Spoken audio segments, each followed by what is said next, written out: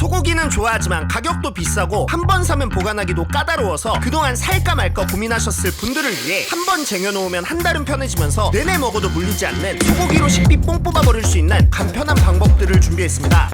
사나이 울리는 맛. 렛츠고!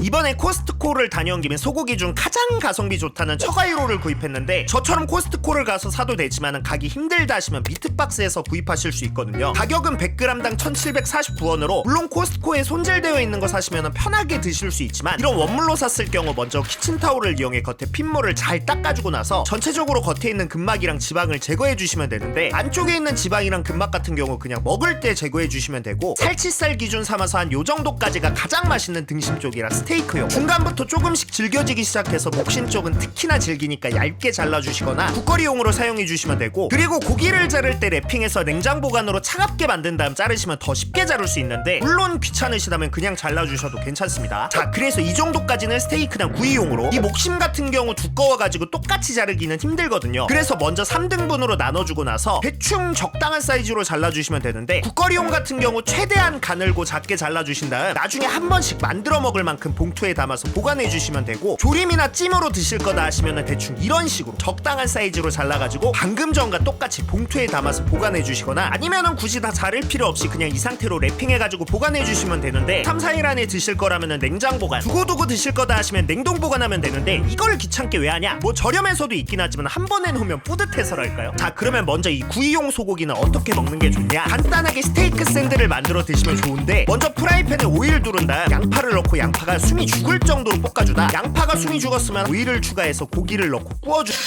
아따, 소리 봐라. 고기를 앞뒤로 잘 구워주면서 양파도 같이 노릇하게 볶아주고, 고기가 어느 정도 익었으면 잠깐 레스팅 시켜주겠습니다. 그리고 저는 코스트코에서 같이 산 피타 브레드를 사용했는데 그냥 식빵 사용하셔도 좋습니다. 빵은 이렇게 반 갈라서 F에 잠깐 구워주시면 되고, 간단하게 돼지갈비 양념을 사용해줄 건데 볶은 양파에 갈비 양념 살짝 넣고 한번 볶아주다 스테이크를 먹기 좋게 잘라 넣어주고 나서 치즈를 위에다가 올려주시면 되는데 다른 치즈여도 괜찮습니다. 이제 뚜껑 덮어 가장 약한 불로 치즈를 녹여주다 빵에 마요네즈를 뿌린 다음 완성된 스테이크를 올려가지고 뚜껑 덮어 반으로 잘라주면 해강 요런 느낌? 간단하지만 고급스러운 맛, 갈비 양념 덕분에 단짠한 맛에 치즈랑 고기가.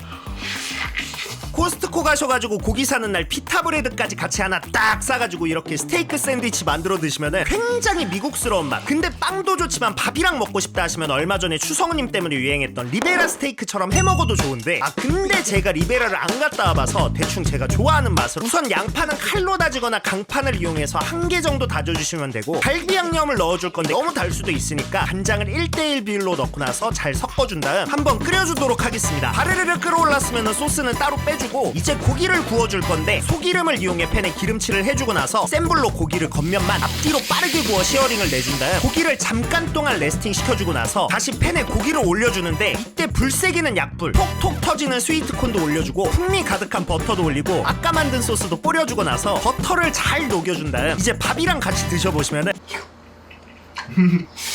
단짠짠한 양념에 버터의 풍미가, 갈비 양념이 진짜 소스 사기인 것 같아. 밥에다가 고기랑 소스, 옥수수 넣고 비벼서 드셔보시면은 겁나 맛있어. 맛있어? 와, 맛있다. 이 버터하고 옥수수하고 조합이 너무 좋아. 매운다. 바다로 뱃속에 기름칠도 했고 이제 매운 거 쿨타임도 찾겠다. 이번엔 매운 소고기찜을 만들어 볼게요. 아까 잘라놨던 소고기 700g을 넣고 구워주다가 물 4컵 넣고 갈비 양념 풀로 1컵, 고추장 1.5스푼, 고춧가루 3스푼, 다진 마늘은 쬐끔 넣고 끓기 시작하면 약불로 1시간 이상 끓여주다가 대파 반개, 양파 반개, 청양고추 2개 넣고 나서 후추를 후추추추추 참기름 살짝 둘러 접시에 잘 담아주면 솔직히 한국인이면 이건 안 먹고 못 참는다. 칼칼해가지고 소주 한 잔 생각나는 맛. 이번엔 밥에 양념이랑 고기 같이 해서 딱 먹어보면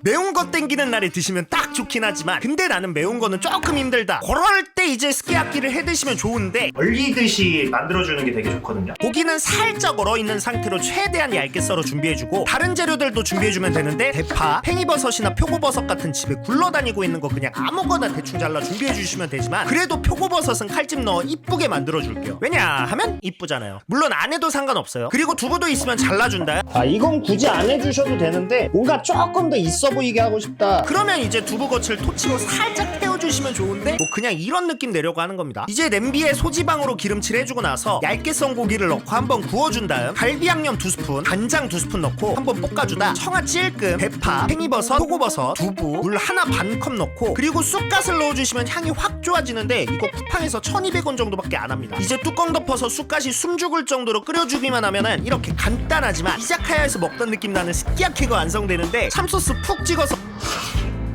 확실히 한국인한텐 찹소스가 맞아. 한번 먹을까 말까? 조금만 먹어요.